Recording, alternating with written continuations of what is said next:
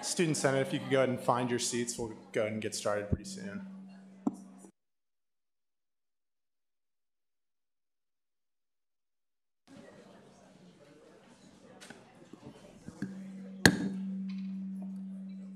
All right. I now call this meeting of the Kansas State University Student Senate meeting to order. Will you all please rise for the Pledge of Allegiance?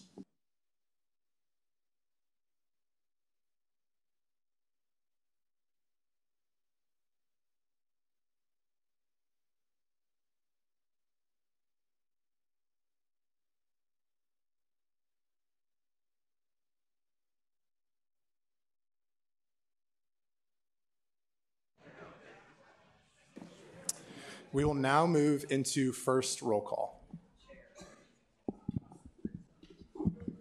Adams, Albers, Armstrong, Arnoldi, Belk, Bergston, Bothwell, Bowen, Brown, Carpenter, Cole, DeMoranville, Dunfield, Esses, Fang, Filbert, Gammon, Gillian King, Grover, Gupta, Hammond, Harp, Heatherman, Hildreth, Huffman, Javin, Karmali, Kidd, King, Kulkarni, Leverett, Mari, Marshall, Morgan, Niedery, Orth, Orzakowski, Pelton, Penny, Porter, Riffle, Roman, Smith, Spellman, Spencer, Sullivan, Tile, Taylor, Thompson, Chumland, Wessel, Wilhelm, Whitmer, and Yogunadun. And directors, Boyd, Clark, Cruz, Gertzen, Jennings, Pick, Lundeen, McIntosh, McKenzie, Minu, Pasteur, Sedlacek, Tuttle, Underwood, Valdez, and Works. All right, there are, okay, I'll count them up. My spreadsheet's not working, but there are, yeah, I'll get the total in a second, guys. Sorry about that.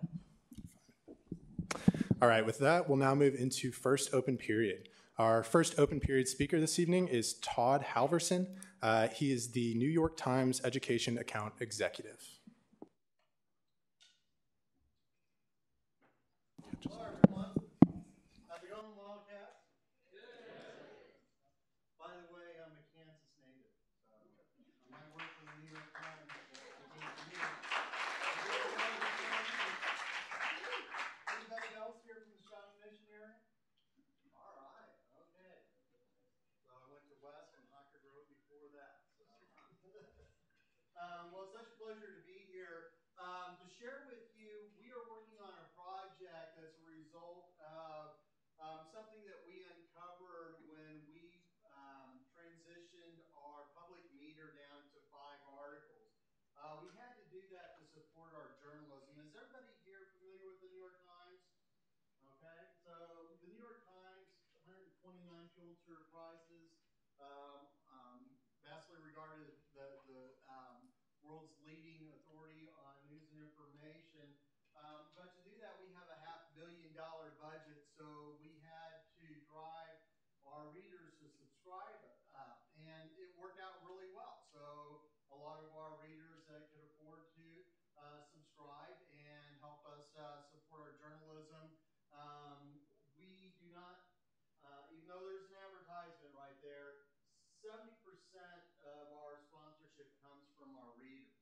However, a side effect of that is students. So what we did is we alienated students because even though that it's a reasonable price, how many here read the New York Times up to 5 articles? Right? And then you wait, right, for that to reset. So that's what we realized, that we need to do something to address this phenomena and provide a way that students can not only get access, but our journalism continues to be supported in some way. So we created the Academic Site License Program. And what this is we work with university entities, the student government primarily, academic affairs, libraries, student life, to create a program where every single student has a New York Times subscription all the way through to graduation. So everyone at the institution doesn't have to worry about the meter anymore. They have the same features and functionality as any other subscriber. The pricing that we have is extremely modest given the scope of reach that we have with universities. Here's an example of a collaboration at the University of Idaho. So the student government got together with the library and they co-sponsored. They do a really good job promoting this, so I kind of share one of their promotion pieces. So this is similar to the collaboration that may take place here, because while the library can't sponsor the program because it's not a traditional research database, they are very interested in see the impact that this can make, especially as they're focusing more on information literacy and 21st century learning solutions. So they're very interested in see what you all think about this program and possibly having a conversation to collaborate to bring that to K-State. It's very, very easy. Students go to a website, they authenticate once, and from there on you have it all the way through graduation. If you continue on here for a grad student, then you just do that again and put a new estimated graduation date. So by having this, it lives on all your devices, so tablet apps, phone apps, archives all the way back to 1851, interaction with other readers through comments. You have the Edit, which is a student-centric newsletter that's compiled of articles that we create on the journalism side, but also we hired 13 students across the world this year to write for the Edit. So we ran a contest this summer. We anticipated hiring 5, but because of the outpouring that we got for people that submitted for this, we had 20,000 essays that we received for it. So now we have 13 students that are writing for the Edit. There's many other things that we do as far as engagement. We just had a Get With The Times event that Senator Bernie Sanders sat in for a Q&A that was broadcast live with our partner universities throughout the world. We sent swag, and I spent all day that day ordering pizza. So engagement opportunities as well. So it's a wonderful program. I have to share with you, I don't want to be an old buddy-duddy, but I am concerned because I keep getting these articles that students fear news nowadays because of the fake news phenomenon. Is anybody familiar with what's going on in Brazil right now? Okay, you might want to Google search that. So that's an example of fake news being used as a political tool. By having the New York Times, the Wall Street Journal, the Washington Post, Financial Times, what have you available to students, that gives that secure area that you can go and you can trust this is professional journalism that has got the one agenda, and that's to put out accurate information and provide the world an insight of what's going on. So, and that's really one of the foundations of our program too, so you have access to that. So I just want to give you a brief overview. I know I got 10 minutes, so I wanted to open it up for questions. All right, with that, are there any questions for our speaker? Senator Cole. First, thank you so much for coming to speak to us about this. My question is, do you have any data of like how many students utilize this at the institution that's already implemented at? Oh yeah. Our partners get monthly reports, so that's a So we share with our partners, we track the number of activations, and we track the number of sessions, and we track that by platform. So we can't drill down to what section or articles to that granular right now, but we do provide that. And I actually look at it because after the Bernie Sanders Get with the Times and some of the things that he touched base on, I saw a spike in that. And then as the news cycle goes, I continue to see spikes in that usage, as also with promotion and engagement. So there's a university that did a tabling event before Get with the Times where they were out telling students about the program. And so when I got that report, I could see that spike on those days around that. So we do track that, and it's something that we gauge. This is a program that we want to be successful. We're not, let's put this out there and we move on. We really work with the universities. We have all kinds of resources. I work with faculty. We have a faculty website that will help them utilize this living, breathing textbook as a affordable learning solution. One of my biggest victories in my role is when I have a faculty that comes to me and says, you know what, Todd, I think I'm going to be able to get rid of this outdated textbook that's not relevant anymore and start using the Times. So I had a case of that just down at the University of Arizona last year. Lecture course, about 1,100 students. It was contemporary Russian politics. They could not find a textbook that would keep up with the changing landscape. So it's the New York Times and the Guardian that is the resource there. I had a couple of courses down at a little university in Utah, Dixie State University this year, that a couple of faculty dropped textbooks and was using the New York Times and the Wall Street Journal resources. So that's a huge savings. So I kind of track those in a little sheet that I keep because, the U of A, that was a $300 textbook that they dropped. Down at Dixie State, that was $150 for one that I know of. So those are some other tangibles with the program. So long-winded answer, but we track it and we do a lot of other things to make sure that it's successful. Further questions for our speaker, Director Valdez? Thank you again for coming. Really great to hear about this opportunity, getting students more educated about current events, because I know a lot of students aren't. In your speech, you mentioned that it was a modest price, but you didn't give an actual dollar figure to that price. Can you give us that? So for the student only, so if we were going to have this just exclusively for students, the annual basis rate of that is about $10,500 per year for the entire population. So if you compare that to the prior readership program you had here, it's a fraction of that cost, and that program is only reaching 250 students a day, Monday through Friday, while they're on campus.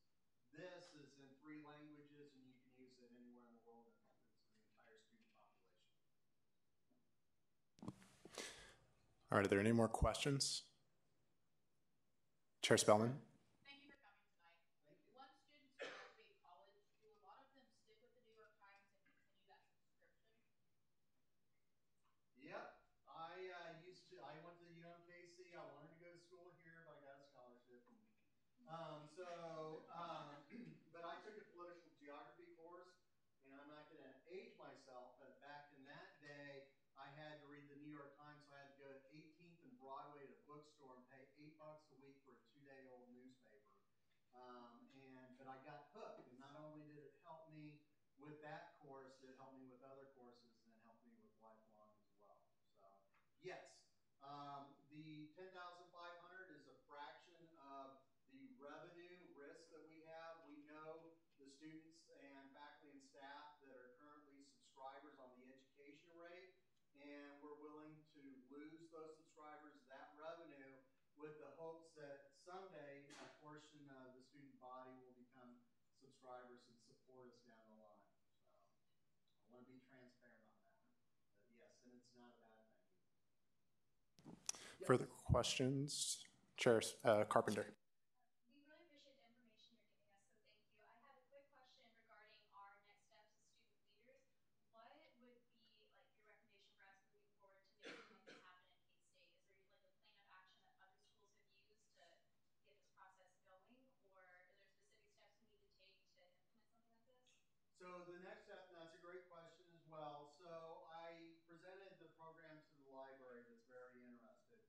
their interest is based on yours. So, the feedback is Lacey and Jordan will let me know if this is something that the student body is interested in, and then I'll get, Lacey already has Tim's information, so can have a conversation and then formulate a strategy. As far as our work, it takes us 2 weeks. So once everybody says we're going to do this, it takes 2 weeks for us to set it up. So, it's literally as easy as adding you to this list. So this is a long list of our current partners. So it's a URL accessnyc.com. Once you're on that, you're a student, you go to that, you click on it, you register once, so you have your New York Times Cloud account to save your articles, sign up for the newsletters, all those features and functionality. So it's a quick turnaround.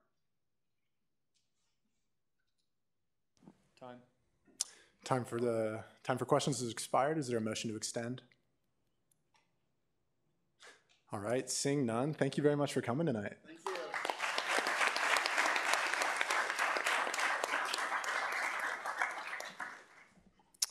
Are there any more speakers for first open period?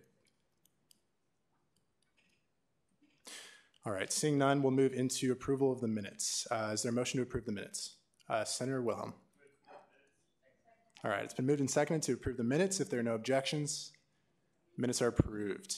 We'll now move into announcements for the week. First, congratulations to our first class of Phase 2 KSU SGA interns.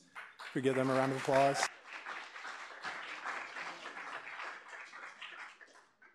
All of these interns attended at least 3 of the 5 meetings of Phase 1, expressed an interest in continuing with SGA through their applications, and were selected for the program. We look forward to meaningfully engaging these interns in our work through the rest of the term. Second, welcome to our next class of Phase 1 KSU SGA interns. If we give them a round of applause as well.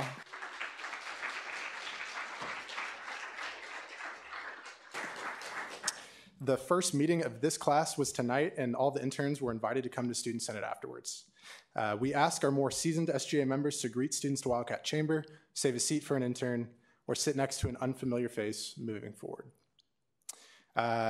Third, if you would like a magnetic name tag, interns included, please fill out the name tag application form on OrgSync. The link is provided. I think Speaker Pro Tempore Arnoldi stepped out, but he asked us to see if you all had the $5 for the name tags.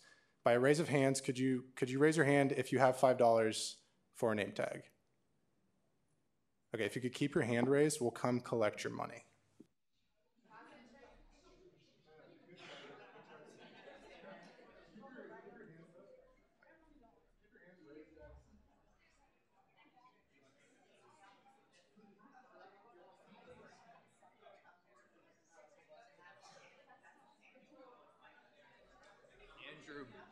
Andrew.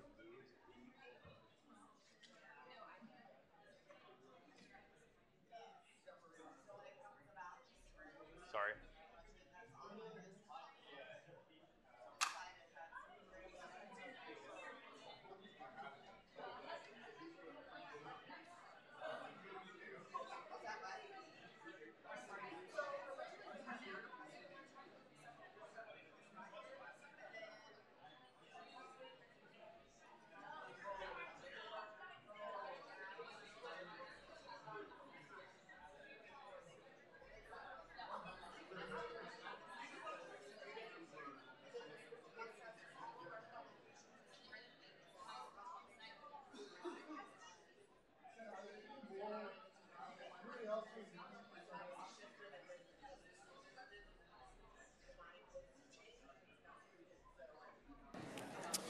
All right, we'll go ahead and keep moving with our agenda for the evening, everyone. So proxies for tonight, Brown for Heatherman, Harp for Kidd, Hildreth for Mari, Orth for Penny, Pelton for Chumland, Spellman for Arnoldi, and Wessel for Gammon. Lastly, SGA member of the week this week is Speaker Pro Tempore Joshua Arnoldi, who actually had to step out, for his work in coordinating, sorting, and sending out legislation for the term. So if we give him a round of applause. The quote of the week this week is pretty brief. Stumbling is not falling. Malcolm X. All right, with that, we will now move into approval of appointments. Is there a motion to consider Resolution 20? Chair Spellman. It's been moved and seconded to consider Resolution 20. Will the author please come forward?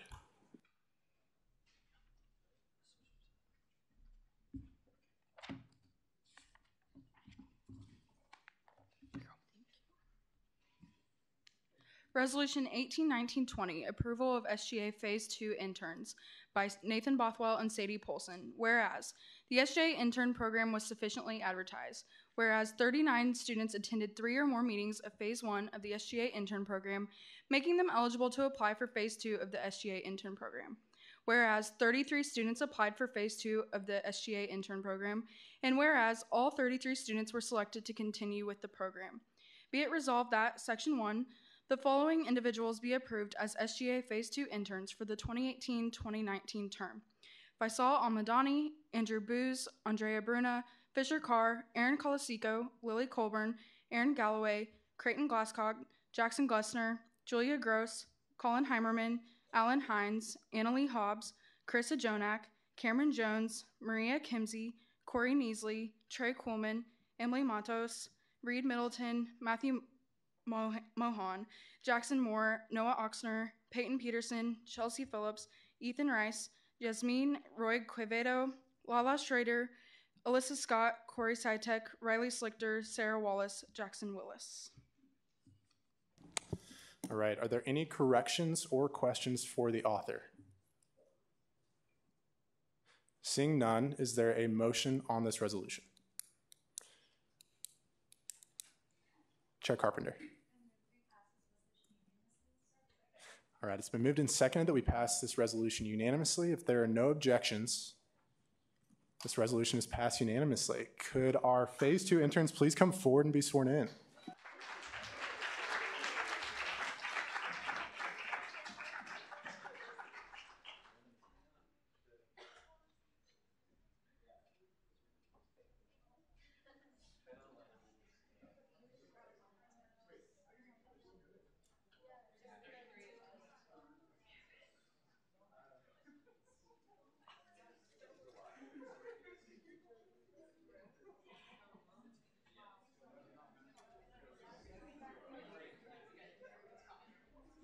Nathan, if we could just stick with like name, major, hometown, like keep it brief.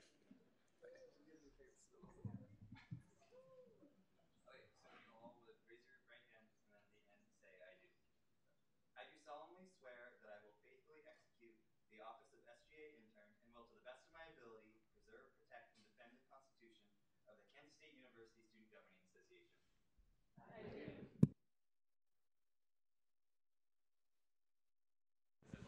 Yes.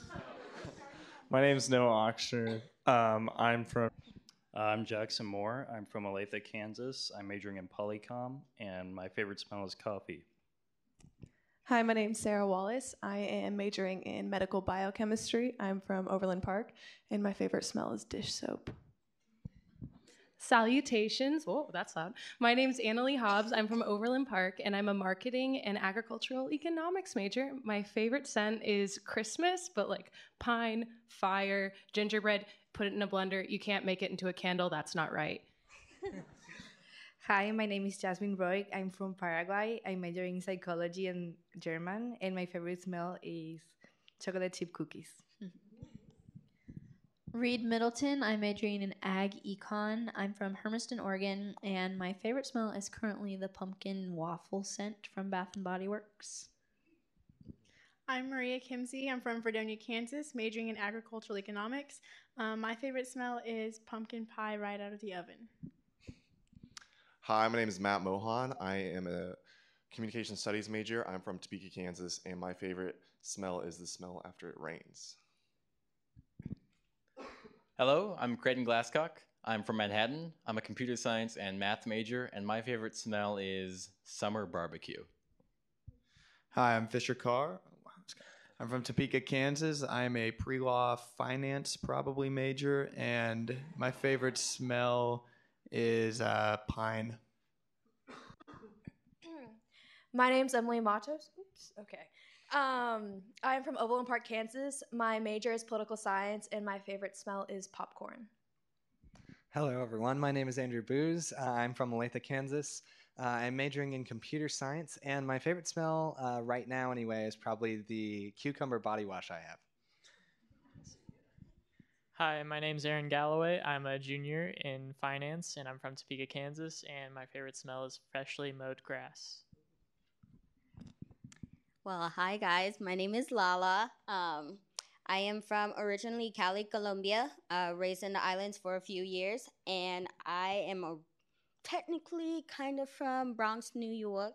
So if I have any New York fan in here, woohoo! I am a double major in animal science and political science. I'm majoring in pre-vet and pre-law, and I'm also a returning freshman, technically. I'm Krista Jonak. I'm from Grand Island, Nebraska. I'm a sophomore. My favorite smell is peppermint, like candy canes. I love candy canes. And I'm double majoring in chemistry and biochemistry pre-med. Hi, my name is Julia Gross. I'm from Tulsa, Oklahoma. My major is animal science pre-vet, and my favorite smell is Christmas cookies. Hi, my name is Andre Bruna. I'm a freshman. I'm majoring in elementary education with an emphasis in mathematics. And my favorite smell would have to be sirloin steak coming fresh off the grill. My name's Jackson Glessner. I'm a legal communications studies major. I'm from Onega, Kansas, and my favorite smell is milk chocolate. I'm Ethan Rice. I'm a sophomore from Mound Ridge, Kansas. I'm majoring in personal financial planning. My favorite smell is something natural, a little more on the light side of things. I enjoy a good spring rain.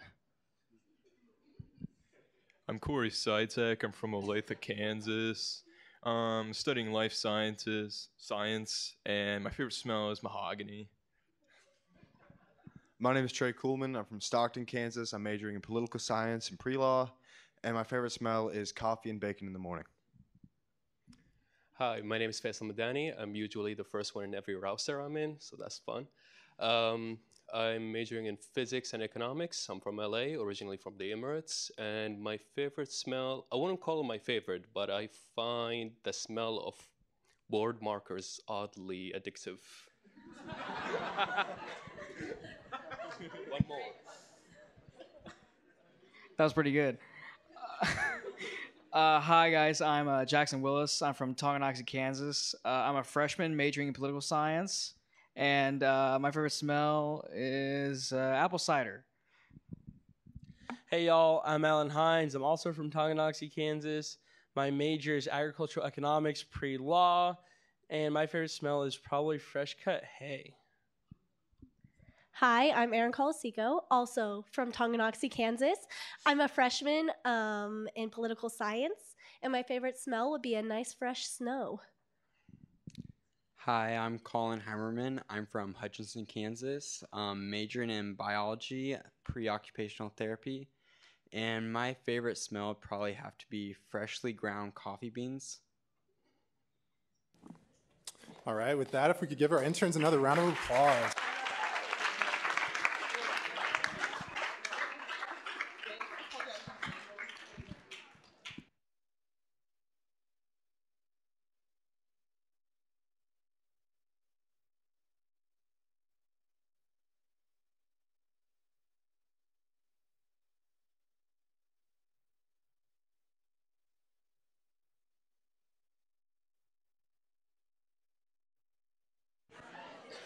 Senate, if we could keep it down and move on with our agenda, that'd be great. Thank you.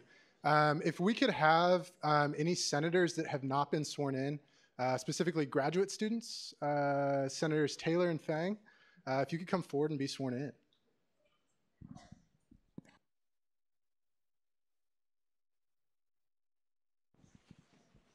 All right, you saw how it works. Raise your right hand. I'll read the statement, and then after the end, if you could say I do.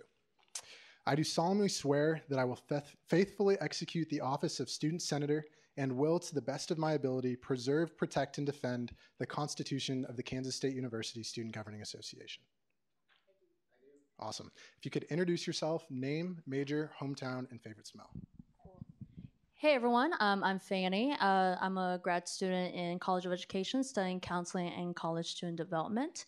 Hometown is right here in the Little Apple, and my favorite smell is my mom's cooking. Hello everybody, my name is Dravel Taylor. I am a local as well. I'm a graduate student studying public administration, and I got my bachelor's in political science here at K-State, and my favorite smell is freshly burnt matches. All right, if we could give our grad student senators a round of applause.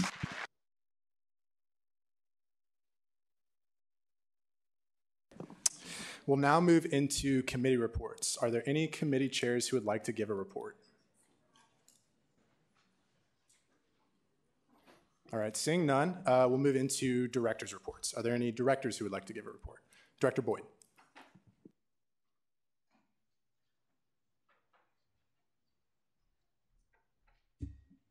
Hello, everybody. So if you hadn't heard already, you probably heard me tell you last week, but I'm going to remind you again. The Cat's Cupboard is having their 1-year anniversary open cupboard event. So basically, that's kind of like an open house thing. It's very important for all of you as student leaders to go this week and check it out. This is one of the largest student services on campus. Specifically, they serve quite a few students. In 2014, a campus climate survey found out that 40% of students at one time or another, whether now or previously, were food insecure. And so services like the Cat's Cupboard are very important to support those students. So at the open cupboard, they're having a bunch of different things that you can get from going there. So if you go, you'll be able to fill out a little raffle ticket. And basically, there's, I think, 15 prizes. Some of it is like gift cards to Wingstop, Chipotle, Chick-fil-A, some other food stuff. I think there's a gift card for the Union store. So a bunch of awesome stuff. So go there. If you bring a friend, you get 2 raffle tickets. If you bring a donation of canned fruit, canned meat, and I think that's it, you get 2 raffle tickets. If you bring just one other donation, you get 1. If you haven't seen the Amazon wish list before, if you say donate an item through that and you show them the receipt, you can get a ticket as well for that. So go get raffle tickets, get a tour just to see what the Cat's Cupboard looks like and where it is. It is in room 9 of Fairchild Hall, which is right next to Anderson. So if you go there, there's a back way where you go through a bunch of hallways, but that's boring. So go through the quick entrance, which is kind of near the courtyard next to Calvin and Kedzie. And there's this little stairway that goes down. You'll see a little banner next to the stairway. So if you go down there, open up the door and go in, then check it out. So once again, open cupboard ends on tomorrow. So go tomorrow, anytime during business hours, and get some raffle tickets. I stand for questions. All right, with that, are there any questions for the speaker? All right, seeing none, are there any more director's reports? Director Lundeen.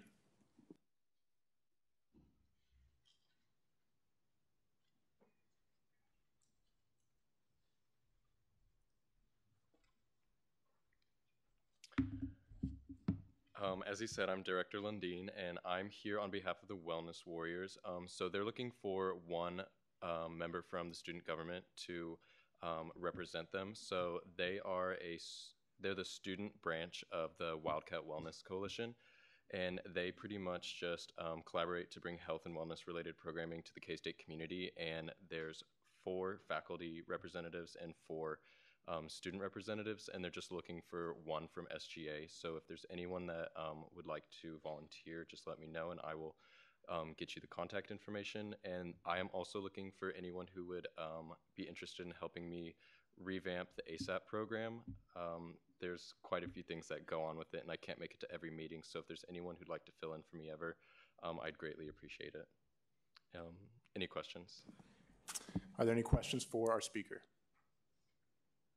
I do have a question for you, Director Lundeen. Are those opportunities also open to interns? Of course. Hear that, interns? All right. Well, if there are no questions, I will now look for any more director's reports. Director Works.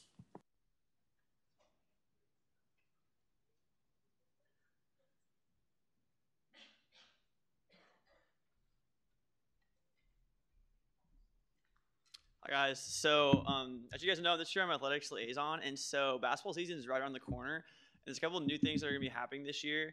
And so one of them is that like when it goes to like early entry for the KU game. So for those who don't know how it is, when it comes to the KU game, the more games you go to, the better seats you're going to get for the game. It's basically how it works. And this year's KU game is on February 5th, which is a Tuesday. Typically, the last couple of years it's been on Big Monday. But this year it's on Super Tuesday. And so in years past, there's been about 14 to 15 home games before the KU game. And this year there's only 11. And the first home game is on November 2nd, so that's just in a couple weeks. But the problem with the schedule is that there are only 4 home games when school is in session this year before the KU game.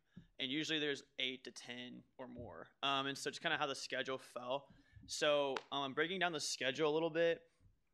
After Christmas break, there's only 1 home game while school's in session before the KU game.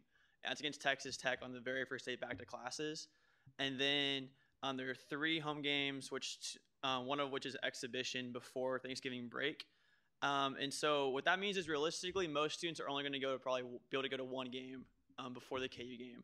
And so what that means for everybody else is that when it comes to the tier system, there's going to be about 50 students in tier 1, about 100 students in like tier 2, and so they'll be the best seats, and thousands of students in like the bottom 2 tiers where they went to 0 1 games.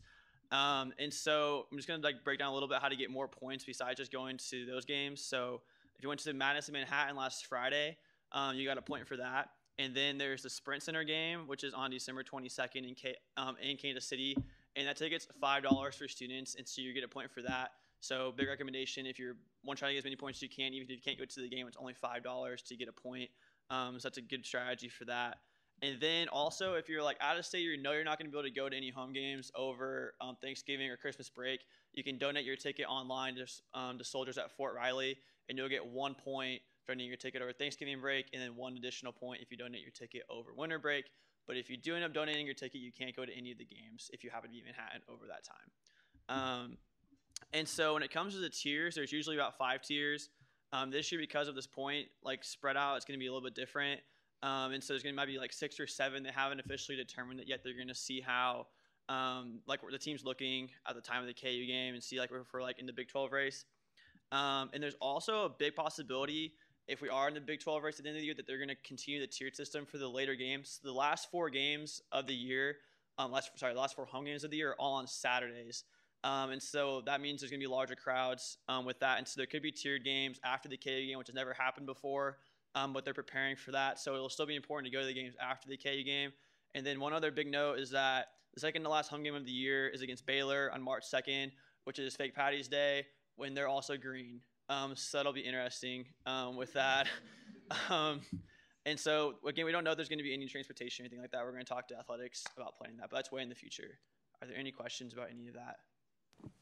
Any questions for our speaker? All right, thanks. We do have a question. Sorry, I didn't see you. Yeah, go ahead. Intern Galloway.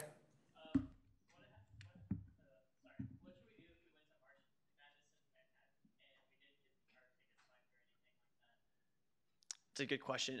So usually I defer you. We'll go to like ticket office, which is on the west side of Bramlage, and explain their Providence, and they should have record of it, but it kind of depends. It was so it was the first time of them scanning in at Bramlage, and so there's been a lot of things. I actually got 2 emails this week out of the blue about that too. So you're not the first one to ask me. So sorry, I couldn't give you a better answer than that. Any other questions? Further questions? Intern Hines.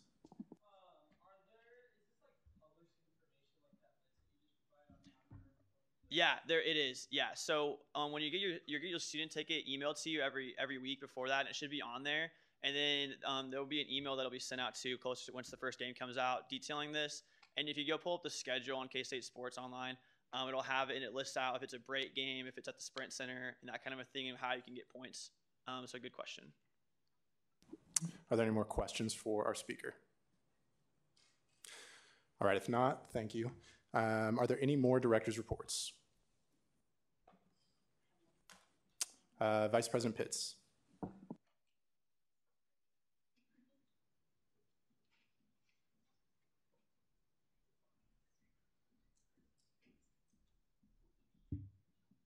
All right. Hello, everyone. So I'm here to talk about the diversity summits that we are hoping to plan with each college. So just like all of you, I'm sure, attended KS Unite, we're looking at kind of localizing these and making them more college specific. So this is an effort that College of Engineering, College of Ag, and Arts and Sciences have done in previous years, and something that we want to take to the entire university. So these are kind of created by students for students. We're looking at it from the more student planning perspective rather than administrative input. But then it is enriched by partnerships within your college as well. So not only is Student Senate helping plan this, but we're looking for you with your colleges as you plan this to partner with ambassador groups, college councils, or any other groups that you can identify within your college. And then it counts to know the story of whomever you sit by class and the people you'll work with in your future industries. So that's why we want to do it college specifically, where, you know, you're sitting in your poli-sci class next to a student and you might not know their story, and you kind of have that opportunity in diversity summits to hear about them from the more poli-sci or, you know, ag econ perspective.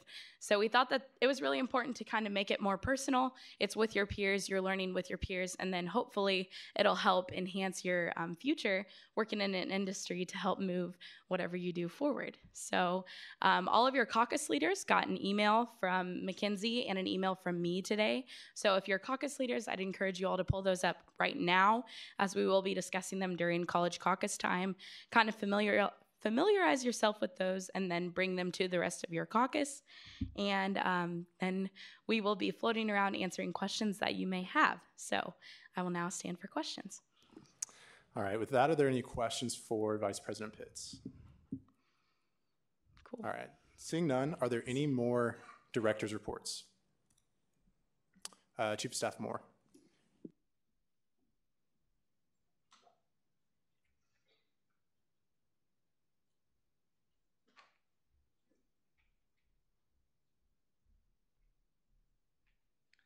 I just have two quick things. The first is in regard to the strategic enrollment management going on campus. I was reached out to by one of the task forces. It's called the ERP, Enterprise Resource Planning Task Force, about a student focus group. This is the first time any of these task forces are asking for student input directly, so we really want to have a good turnout from SGA. So it will be facilitated by Dr. Pratt, the Chief Information Officer, and they're going to be asking about student systems like CASIS, HRIS, potentially Canvas, those type of things. It's happening next Wednesday, October 24th from 12:30 to 2. I've reached out to college caucus leaders and some different groups on in SGA, but I just wanted to get a raise of hands if anyone here wants me to add them to the calendar invite when I go sit back down. It's next Wednesday, October 24th, 12:30 to 2 in the Center for Student Involvement. Yeah. No? Okay. Anyone else? Is this an opportunity that's open to interns? Yes. Okay. Anyone else? I got 3. All right. Next announcement is that a cabinet position has become open. It's the Director of ARH and Outreach, so that's Association of Residence Halls. The application is now posted on OrgSync. I sent a message out about that earlier this week. That application closes this coming Monday at 5 p.m. So if anyone's interested, I'd encourage you to apply. But most of all, I just love your help with outreach to our student body. If anyone is interested or if you know any good candidates. We have 2 previous people that have held that director position, Sadie Polson and Sean Marshall in the room. So feel free to talk to them or approach Jordan Lacey or I if you have any questions about what that position entails. That's it. All right, with that, are there any questions for our speaker?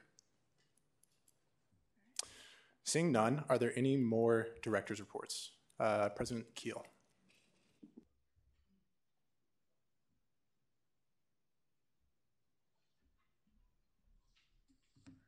Hello, everyone.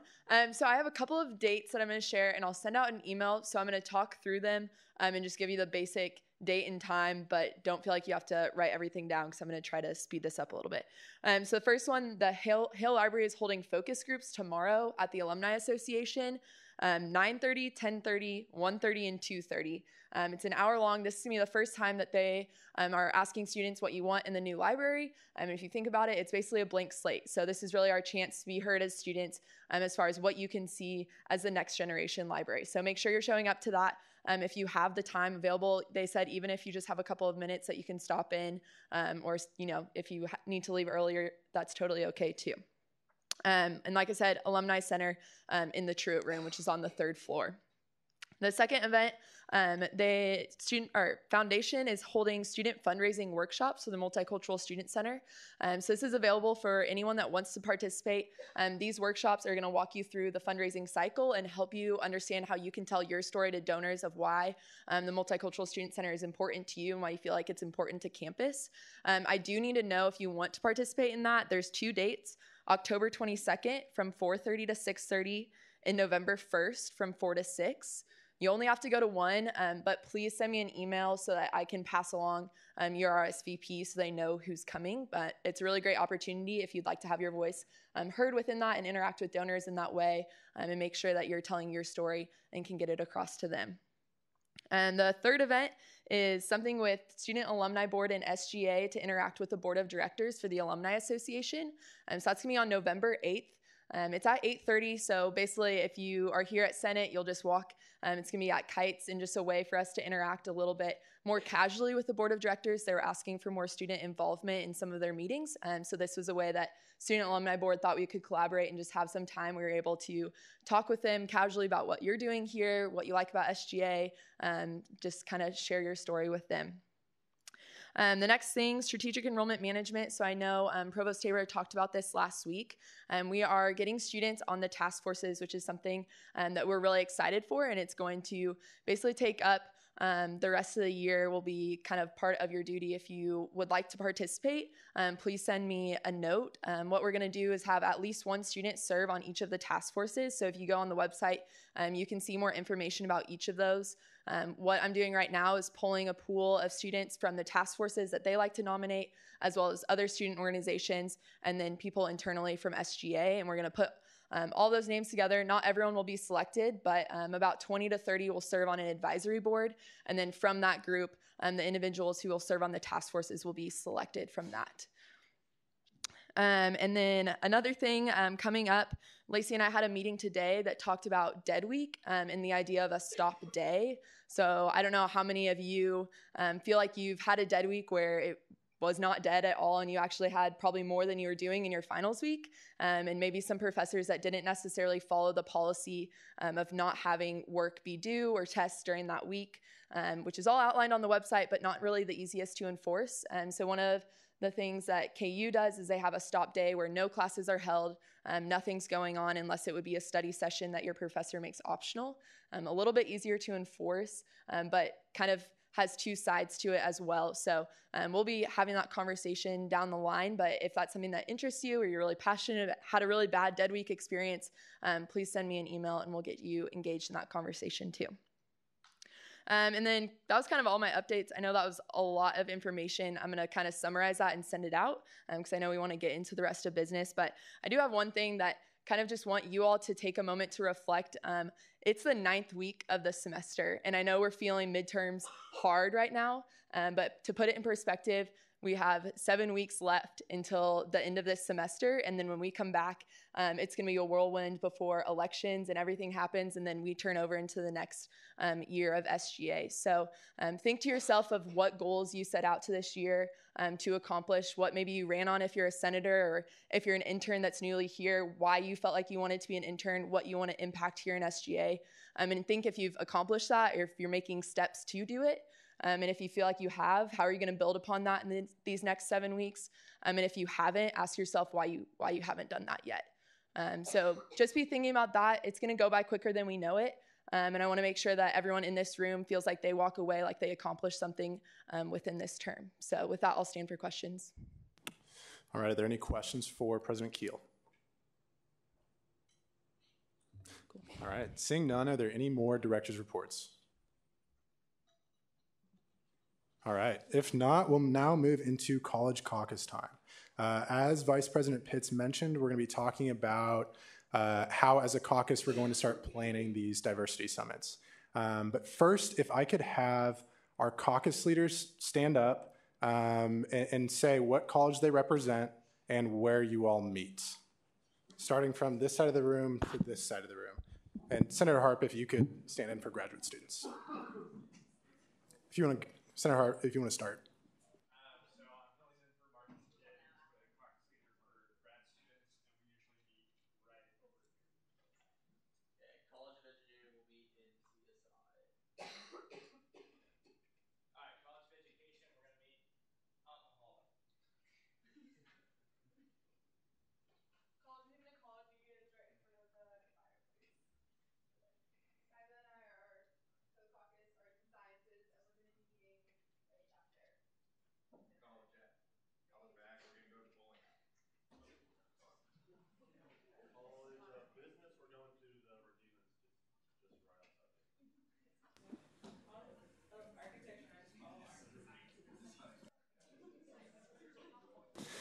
All right, so hopefully you all know now who your college caucus leader is. Follow these people to those locations.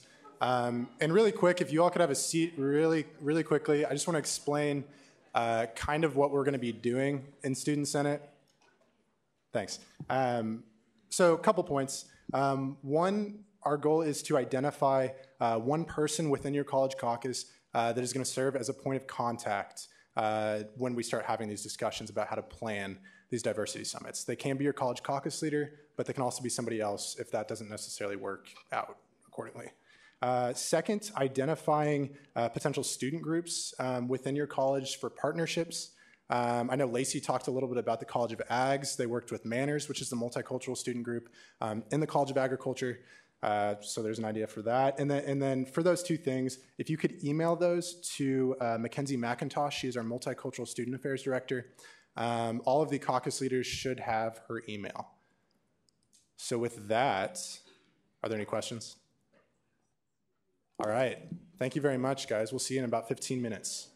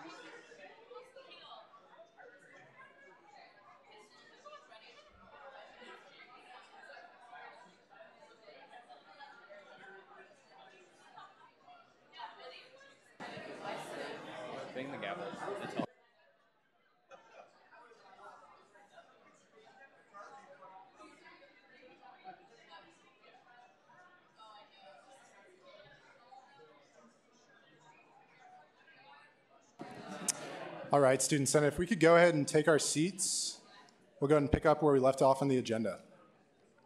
As a quick reminder, I would encourage all of you, especially the caucus leaders, to send those points of contact to Mackenzie McIntosh. So thank you all for your time.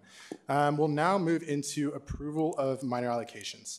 As a reminder, Bill 21 is the travel allocation to the Engineering Student Council. The request was $800 and they have been recommended $800. Bill 22 is a travel allocation to Engineering Without Borders. They requested $300 and were recommended $300. Is there a motion to approve the minor allocations? Senator Marshall. All right, it's been moved and seconded to approve the minor allocations. If there are no objections, the minor allocations are approved. We will now move into final action. Will the author of Bill 23 please come forward?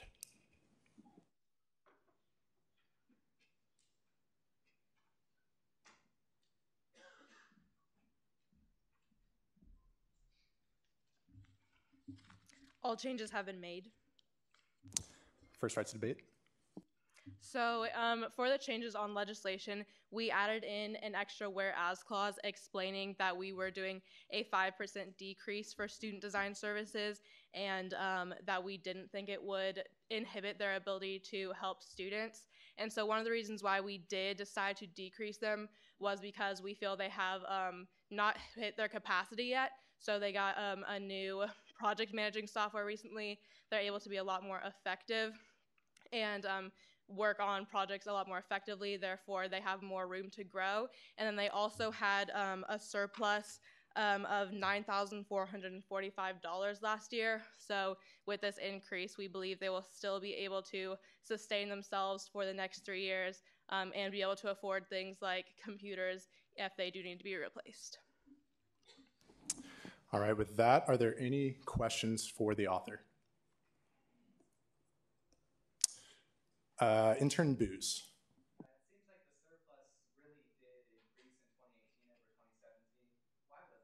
Yes, that was because they were able to purchase software that they were planning on purchasing for cheaper than what they were expecting.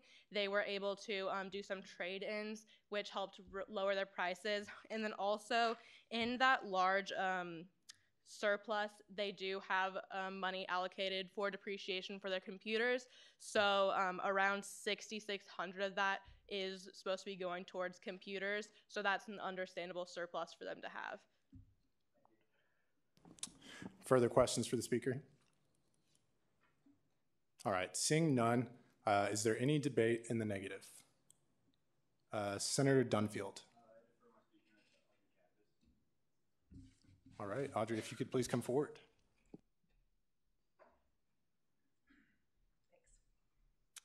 Hello, everyone. I am Audrey Taggart-Cagdis. I'm the Director of Marketing here at the K-State Student Union, and I oversee the Student Design Services.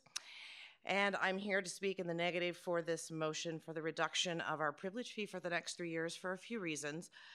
We are just coming out of renovation and being able to be in the location where we are and switching our focus for the entire department back into programs and services for our students and the growth after the renovation chaos has been completed last year. And so we feel like we're primed to grow exponentially over the next 3 years as opposed to the slow, steady growth that we've sustained these last 3 years. And we feel like this decrease will have a direct impact on the number of students that we'll be able to employ.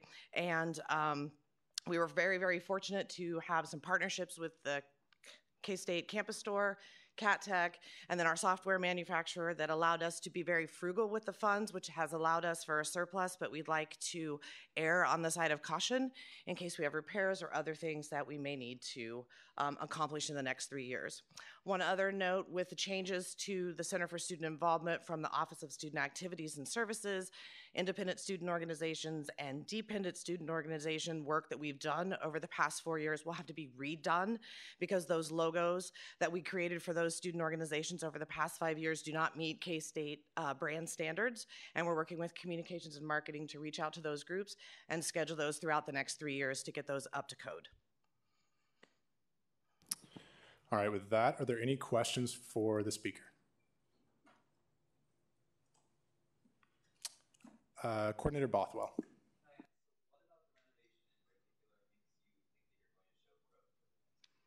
Well, as a department as a whole, most of our focus for the past 3 years has been on communicating information out to the student body, and we were not actively marketing the student design services to the student organizations that are available to use that service. So with the reorganization with the Center for Student Involvement, our location now is down front and center on the ground floor, so we're more involved with some collaborative opportunities that we didn't have before when we were located on the 3rd floor, and having our focus as a department be back into the union a little more for programming and services as opposed to information exchange. Further questions for our speaker? Director Valdez. I'm sorry? So we've set a goal as a department to increase the utilization by project by 15% more projects over the next 3 years, and utilization by 10% more student organizations, so that we will have a growth of different student orgs that will use us. Granted. There is no cost per project to students. That's why the funding is here. So to a student organization, there is none. To my organization, okay, well, there isn't any other than time and administrative fees. So because we have hired and doubled our staff since we started this 3 years ago, there's more supervisory training, performance reviews and things like that. So there's some cost there, but most of the cost is encapsulated in that $65,000 that we get every year. All right, with that, are there any more questions for our speaker?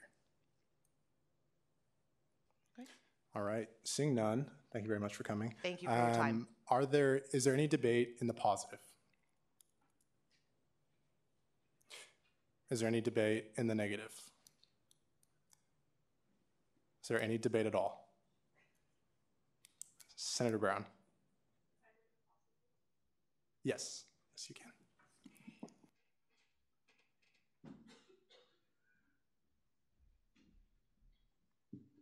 Hello. So all great points were made by the previous speaker, and so I just wanted to elaborate a little bit more on why we made this recommendation as privilege fee. So a lot of the projects that are done by SDS are going to UPC, and one of the reasons why we felt a decrease was okay was because we really wanted to see growth in the different student organizations like they mentioned. And so we have not, looking for the past few years, although they did mention the renovations, we thought that there should be a lot more student outreach because these are student dollars, and although students use UPC, we wanted them to really be directly reaching out to the organizations. And along with the project software, they are allowed to be a lot more effective. So the continuance is not needed as much because they're able to more effectively use their money. We also found that the depreciation time for computers was around 5 years, but they're using computers definitely longer than that, which is great and able to save money. But that also means that we don't feel that they are needing that much money to keep it sustainable for the next few years. And we definitely think that if growth does happen and more student organizations are using SDS, that in the next 3 years, whenever they come back for review, that could be re-looked at. But for the next 3 years, we thought this would be the best course of action to be conservative and really use our students' money as well. I stand for questions. Are there any questions for our speaker?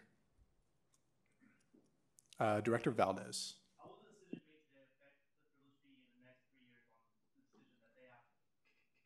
Can you please repeat the question? So if we give them a 5% decrease today, the privilege fee in 3 years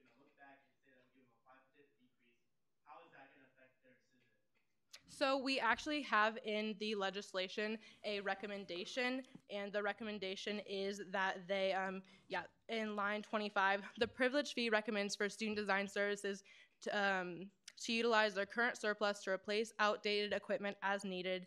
And then we also recommend that they utilize CSI and other marketing strategies to increase outreach for student organizations and utilization of their services outside of UPC. And so with this legislation and this recommendation, next year cycle's privilege fee that looks at it will be able to gauge if we felt they have been able to actively reach out to those student organizations, and if their project numbers have been going up for student organizations, and then they would be able to assess, if needed, that if that 5% decrease should be gotten rid of and going back to the original amount of like $6,500, or if there would be a needed increase from that original amount that they got last cycle. Does that answer your question? All right, further questions for the speaker? Okay, seeing none, is there any debate in the negative? Any debate in the positive? Any debate at all? All right, seeing none, we will now move into a roll call vote on Bill 23. I do want to clarify and be very specific with what we're voting on. The Privilege Fee Committee put forward a recommendation for a decrease in the Student Design Services budget, and we are voting to approve or not approve that recommendation, to be clear. Can you explain what happens if we approve it? It's a recommendation, so where does it go? Yeah, so when we approve this, it is adopted into our statutes, and for the next, I might actually defer that question to Chair Penny, who just walked in. Carl, if you could rephrase that question. So if we approve this recommendation to decrease the privilege like this funding, where does it go from here if it's passed? Yeah, so just in general, where does it go from here? Yeah. So the recommendation that we vote on here goes on the K-State admin, and then they will approve it. And then, is that what you're talking about? Yeah, that's what. Yes, and then it'll get sent to the Board of Regents, and that is approved during the summer in June, July, or May. And so we won't know for sure if this fee change is approved until all the way until June or July. So it goes through here, then it goes to the higher ups here at K-State, then it goes to the Board of Regents, the really big guys. I might actually ask Chair Penny another question. What happens if this recommendation is voted down tonight?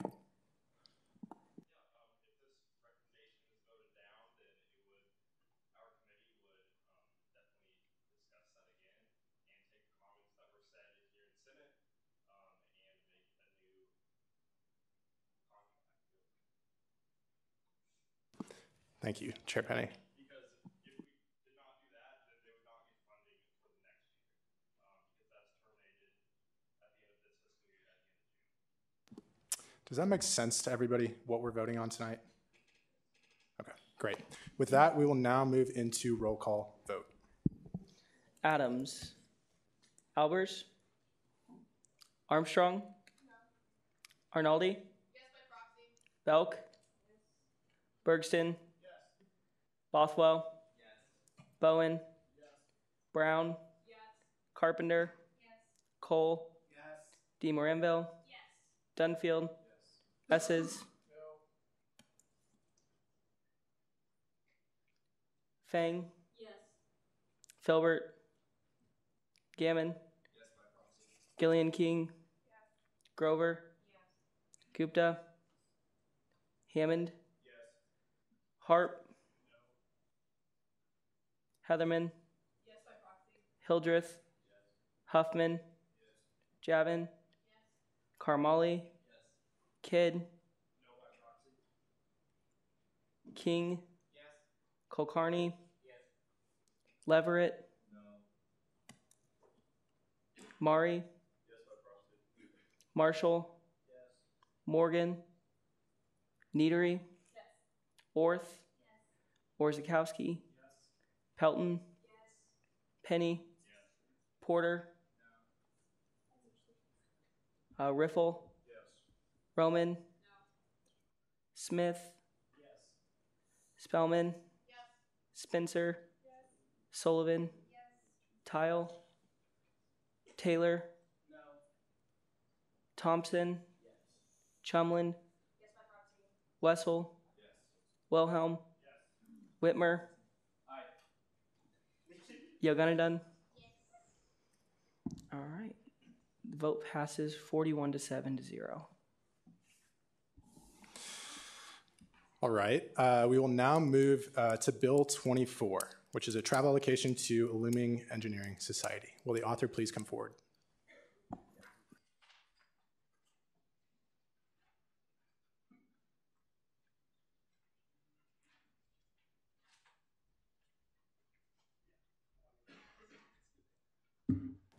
Have any corrections been made?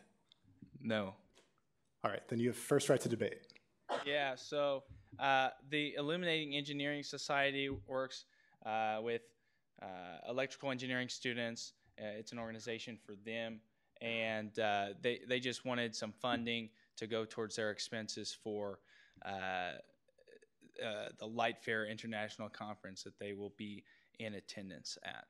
And we thought it was a good idea to give them their full request of $1,000 because they'll be participating in various workshops throughout the event that they can take back and then train new members here at K-State.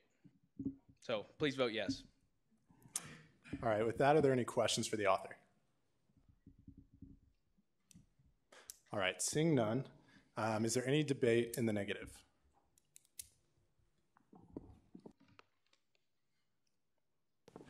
Is there any debate at all? All right, seeing none, we'll move into a roll call vote on Bill 24. Adams, Albers, Armstrong, Arnoldi, Belk, Bergston, Bothwell, Bowen, Brown, Carpenter, Cole, DeMoranville, Dunfield, Esses, Fang, Filbert, Gammon, Gillian King, Grover, Gupta, Hammond, Harp, Heatherman, Hildreth, Huffman, Javin, Carmali, Kidd, King, Kulkarni, Leverett, Mari, Marshall, Morgan, Neatery, Orth, Orzechowski, Pelton, Penny, Porter, Riffle, Roman, Smith, Spellman, Spencer, Sullivan, Tile, Taylor, Thompson, Chumlin, Wessel, Wilhelm, Whitmer, and Yogunadun. All right, the vote passes 48 to 0 to 0. With that, we'll now move into introduction of minor allocations. Is there a motion to consider the minor allocations? Intern Booz. All right, it's been moved and seconded to consider the minor allocations. I'll read them real briefly. Bill 25 is an on-campus allocation to Inaccord. They requested $800 and were recommended $800. Bill 26 is a travel allocation to Sigma Alpha Professional Agriculture Sorority. They also requested $800 and were recommended $800. Are there any questions on the minor allocations? All right, seeing none, we'll now move into introduction of legislation. Is there a motion to consider Bill 27? Senator Marshall. It's been moved and seconded to consider Bill 27. Will the author please come forward?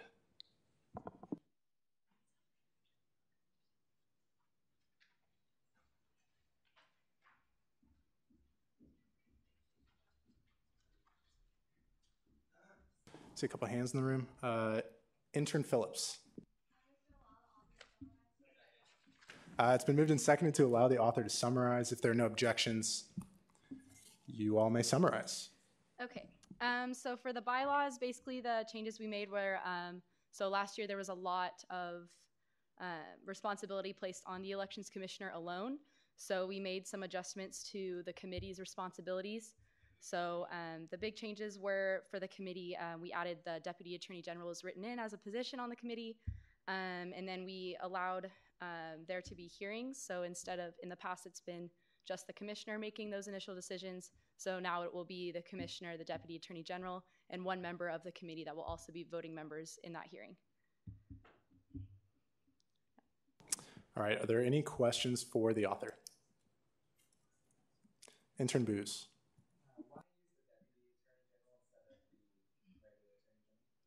So the Attorney General has a lot of other responsibilities. Hi, Peter. So that's why I'm going to do it, and I think it's important to have a member of the judicial branch in this just because we are moving towards a more hearing type process, and the elections commissioner does not need to be somebody that has had any experience with judicial. So that's why my position is gonna, yeah. I'd like to also add on to that. That's a really good question. This is a fairly new position, the Deputy Attorney General is, and we're trying to create more responsibility and unity between the branches by utilizing this specific position. It's a starting point, and if there are any recommendations for how we can better intertwine those responsibilities, by all means let us know. But this is a really good kind of entry responsibility for the Deputy Attorney General, and will set a precedent for that role for future collaboration between legislative and executive and judicial branches. All right, further questions for our authors?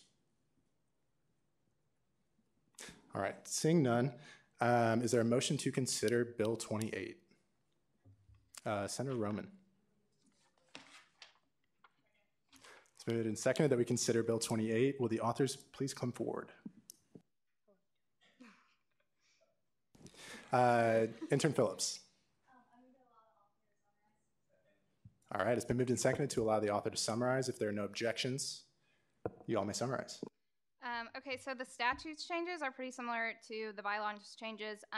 Emily mentioned that we're going to have an elections board, which is listening to the hearings. Then that's the Deputy Attorney General,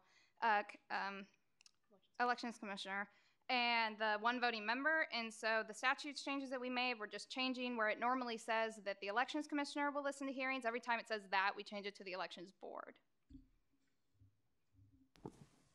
All right, are there any questions for the author? Is that a hand, Director Works? No? Sorry. All right, if not, is there a motion to consider Bill 29? Intern Hobbs. All right, it's been moved and seconded to consider Bill 29. Will the author please come forward?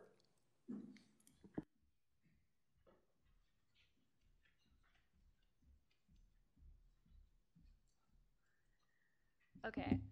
Bill 181929, fiscal year 2019, on-campus allocation to the Kansas State University National Association for Music Education by the On-Campus Allocations Committee. Whereas the On-Campus Allocations Committee received and reviewed the on-campus request of Kansas State University National Association for Music Education, whereas the Kansas State University National Association for Music Education will be hosting Ann Timberlake in a multi-day workshop March 29th through the 30th, 2019, whereas Ann Timberlake will be on campus instructing workshops to teach students new techniques to change the style in which recorders are used to teach music, whereas Ann Timberlake has years of musical experience and has received many awards from the American Recorder Society and the National Foundation for the Advancement of Arts, and brings knowledge and research from her degrees in recorder performance from Oberlin Conservatory and Indiana University. Whereas over 20 individuals will attend this multi-day event and plan on using this knowledge to further their studies in music education. Whereas the KSU National Association for Music Education is registered with the Center of Student Involvement as a departmental student organization, and whereas the funds requested by this group and the funding recommendation made are as follows. Project 1, Recorder Education Workshop by Ann Timberlake, McCain Auditorium, March 29th to 30th, 2019. Be it enacted that the Kansas State University National Association for Music Education shall be allocated $1,450 for the event described. Upon Section 2, upon passage by the Student Senate and signature of the student body president, these funds shall be transferred from our account to the account of the National Association for Music Education. All right, are there any corrections or questions for our author? All right, seeing none, thank you. We will now move into second open period. Are there any speakers for second open period? Elections Commissioner Shao.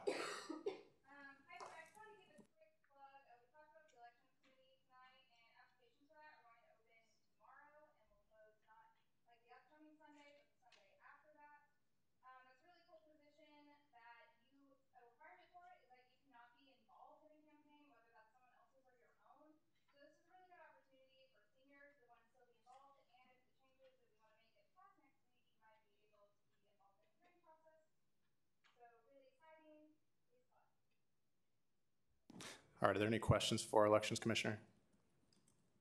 Thanks, Kristen. Are there any more second open period speakers? Director Boyd.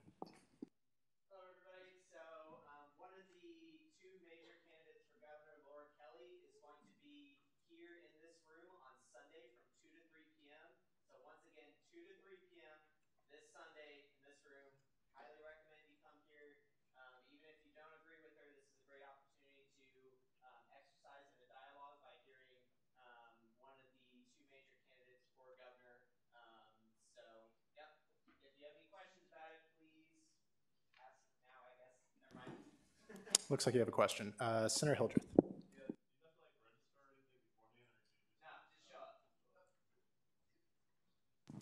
Senator King.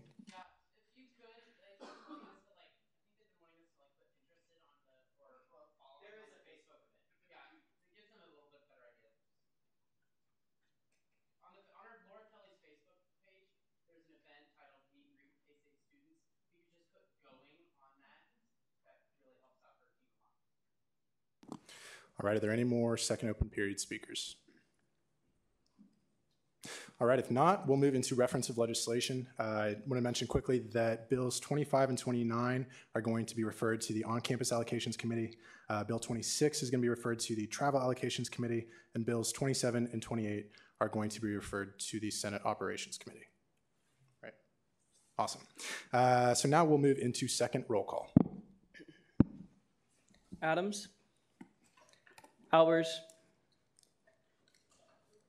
Armstrong. Arnaldi. Belk. Bergston. Bothwell.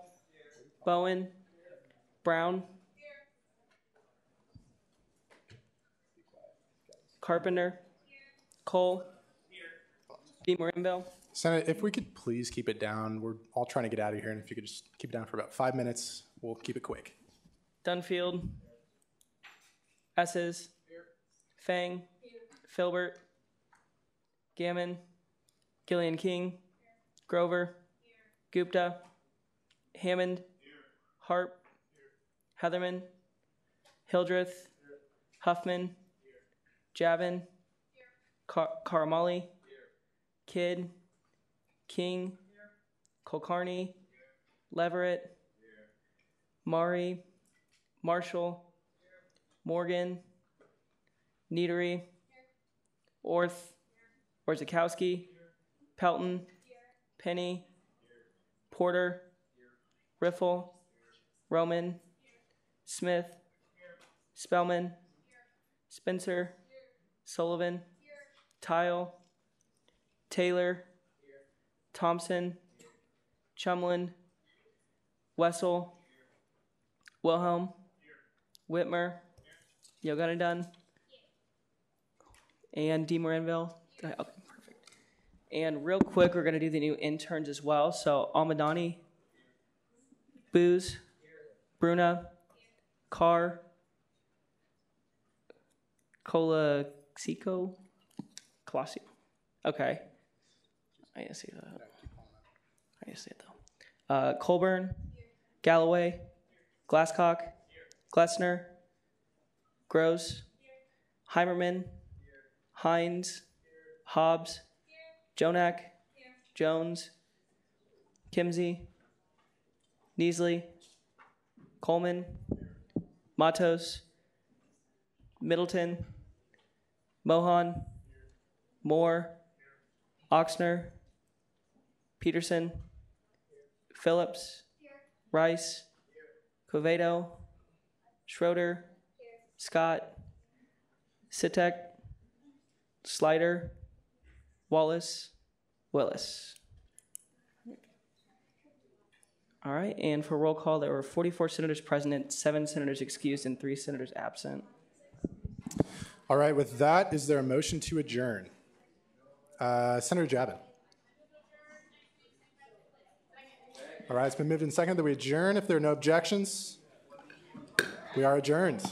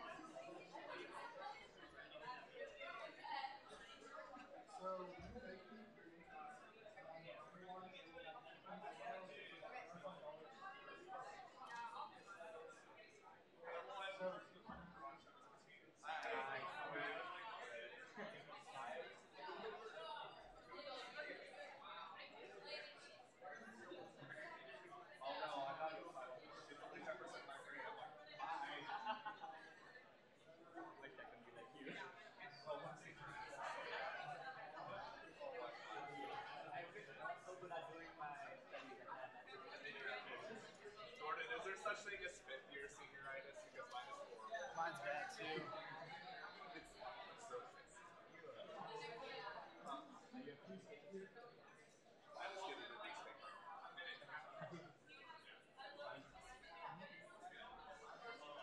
My intern's a communications major.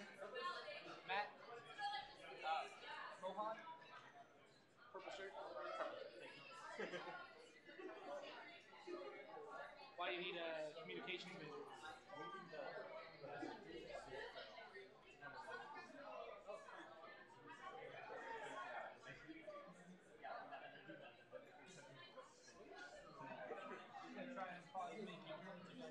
Communications major.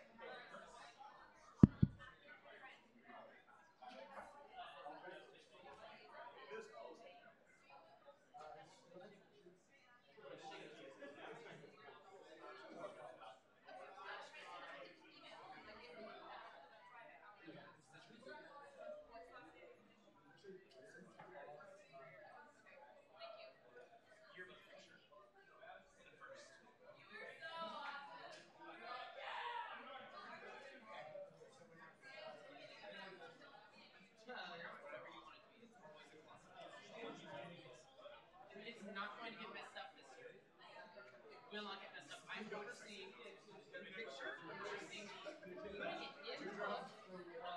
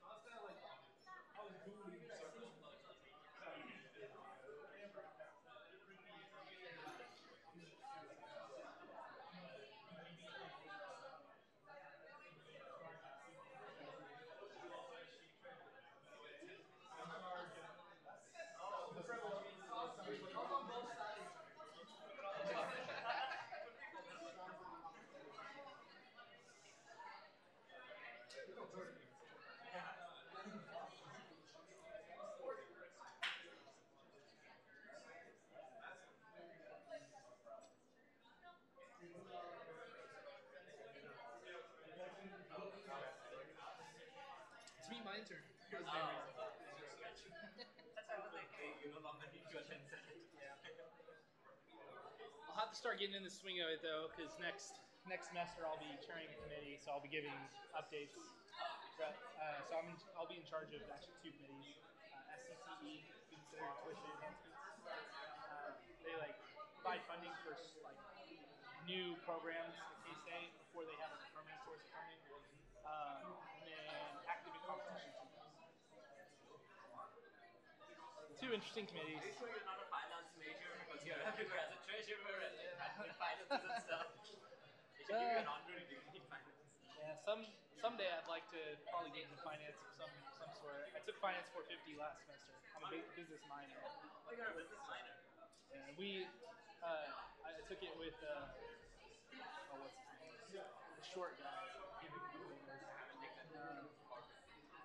It's a really fun class. And our professor posted everybody's grades because you had like a code name, so you can see everybody else's grades. I was second in class out of like 200. So yeah, I felt good about that. That's cool. Yeah, you can see exactly where you're at. So there's one guy that beat me by 2 points.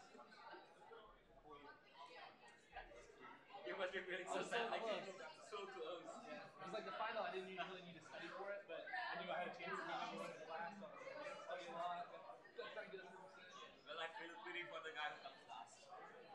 There were some people. Those questions, the questions of the exam are all 5 choices except for the true and false. So on average, you should definitely do better than 20% if you guess. And some people got less than 20% on some of these exams. I was like, yeah, that would be rough. Is it like more theoretical or do you have like calculations and stuff? Calculations, but they're all none of them are good. Because right now I'm in accounting 231 and I hate it. From the That's deepest accounting darkest, 1, right? Yeah. Yeah. From the bottom of my heart, I hate it. I want to see it. That's how I hate it. I took that one from a community college. I should have said I took counting 1 and counting 2 both from the community college, and then I took the other 3 for the minor: marketing 400, management 420, and finance 450. Did it online? The 2 community college ones, yeah, I did online. It was so easy. Counting, marketing, I did in class.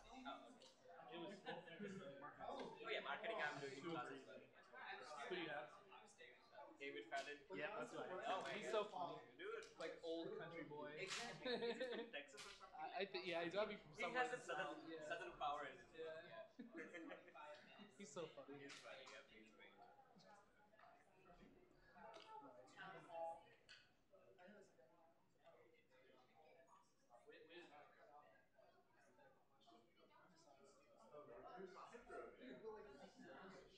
See you guys. You're right. Yes.